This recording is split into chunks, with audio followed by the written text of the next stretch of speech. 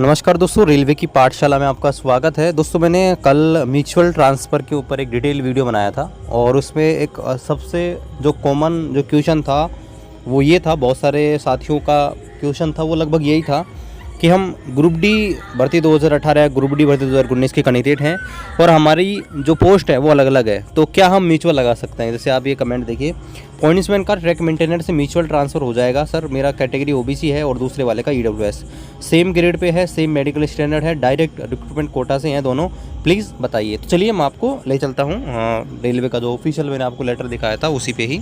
तो यहाँ पर देखिए, जो मैंने आपको सर्कुलर डाला था रेलवे बोर्ड का, ये जो है सर्कुलर नंबर मैं आपको दिखा देता हूँ, RB नंबर 8/2019, ये लेटेस्ट है। अब इसमें देखिए, आप बहुत सारे साथी ये भी कमेंट कर रहे थे कि इतना पुराना अपडेट है तो क्या अब भी लागू है। देखिए, रेलवे में जो नियम है ना, पहले के बनाए गए हैं। लेटेस्ट नियम अगर कोई बदलाव होता है तो वो टाइम टू टाइम यहाँ पर बदलाव होते रहते हैं। जैसे छुट्टियों का नियम है 1949 में बनाया था, D&AR रूल 1968, ये चलते रहता है रेलवे के अंदर।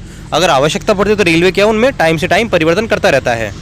तो अगर आप इस लेटर के पैरा नंबर 8 पे आएंगे, यानी कि 8 पॉइंट जो है, अगर इस पे आएंगे तो यहाँ पे देखिए क्लियर कर रखा है आप म्यूचुअल ट्रांसफ़र किस किस पोस्टें कर सकते हो। तो अभी देखिए यहाँ पर देखिए हम आते हैं, no applicability of corresponding cadre in erstwhile group D RS 1800 level 1।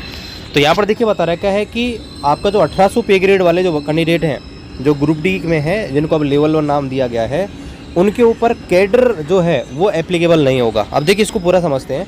तो यहाँ पे बोला गया, it has been decided that an erstwhile group D employ working in level 1।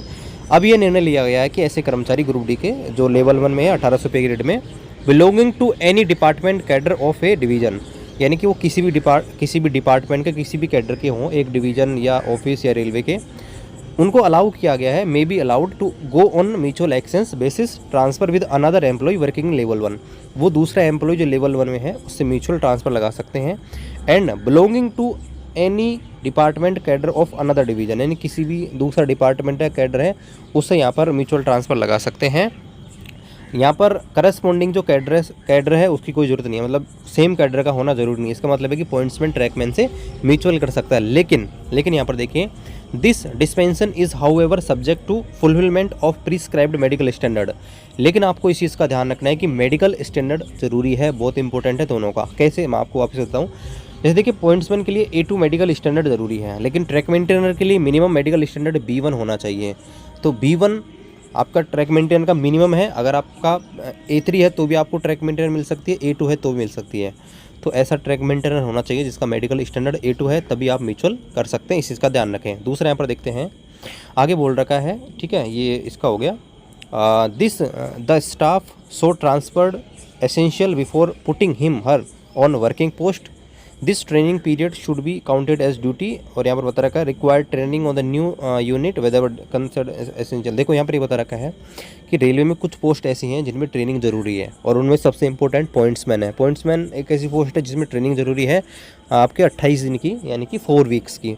तो ऐसे में अगर आप कोई ट्रैक मेंटेनर अगर पॉइंट्समैन से म्यूचुअल करता है, तो जब वो पॉइंट्समैन में जाएंगे तो पॉइंट्समैन में जाते उनको पॉइंट्समैन ड्यूटी नहीं करवाई जा सकती जब तक कि उन्हें पॉइंट्समैन की ट्रेनिंग ना दी जाए। तो यहाँ पर ये ज़रूरी है कि वो पॉइंट्समैन की ट्रेनिंग यहाँ पर लें, ठीक है। बाकी आप तो यहाँ पे लिख रखा है कि यहाँ पर देखिए, अगर कोई म्यूचुअल ट्रांसफ़र प्रमोशन के बेसिस पे लेता है तो वहाँ पर आपको general with general, SC with SC और ST विद ST ही कर सकते हैं। लेकिन यहाँ पे एक चीज़ आपको ध्यान रखना है, अगर आप यहाँ पर डायरेक्ट रिक्रूटमेंट कोटा से आए और बॉटम सीनियरिटी का मतलब है 1800 पे ग्रेड में आए और अभी 1800 पे ग्रेड में ही हो, आपका जो है प्रमोशन नहीं हुआ है 1900 पे ग्रेड 2400 पे ग्रेड में, तो आप दोस्तों यहाँ पर किसी भी कैटेगरी है, चाहे वो SC का हो, ST का हो, EWS आपस में, EWS तो अभी यहाँ पर आया है, बाकी जो है SC ST जो भी है OBC जनरल आपस में म्यूचुअल ट्रांसफ़र यहाँ पर लगा सकते हैं, ठीक है।